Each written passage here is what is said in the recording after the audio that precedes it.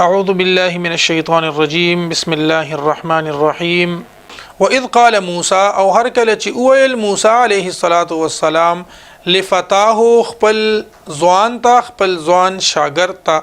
لا ابرحو چې زبنه ادرېګم حتی ابلغا تر دې پورې چې ز ورسېګم مجمع البحرین د ملاویدو زید دو دریابونو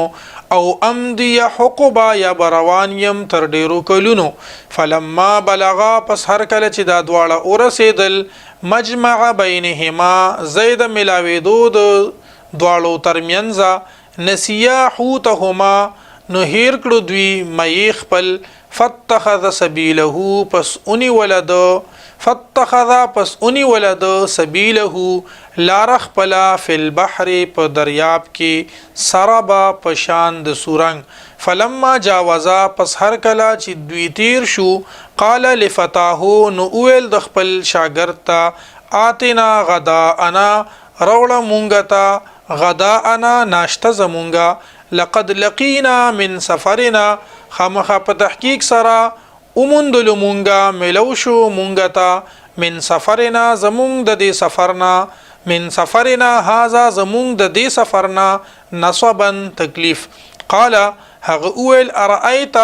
آیات اولیدل اذ اوینا الى الصخره هر کله چې مونږ ناستو د یو غټ خواته فانی نسیت الحوت نو بشک ما هیر کړو دغه مه وما انسانیه او هیر نکلو زمانہ الا الشیطان مگر شیطان ان اذکره دا چې ما ذکر کړی وي د هغه تا واتخذ سبيله او هغه اونی ولا لار خپلا فی البحر په دریاب کې عجبا په عجيبه طریقې سره قال موسی علیہ الصلوۃ والسلام او فرمایل ذالک هم دغه زید ما كنا نبغي کم چې مونږ لټو فرتدا نو پس دواړه واپس شول علی آثارهما قصصا په نخو د قدمونو خپل باندې قصصا چې کتون کیو فوجدا عبدا پس بیا مونږ دوی یو بندا من عبادنا زمونږ د بندگانو نه آتیناه رحمتن چې ورکړیو مونږ دته رحمت من عندنا د خپل جانبنا وعلمناه او مونږ علم ورکړیو دته من لدنا د خپل ځاننا علما یو علم قال له موسی اول دته موسی علیہ الصلوۃ والسلام هل اتبعك آیا ز پیروي وکړم استا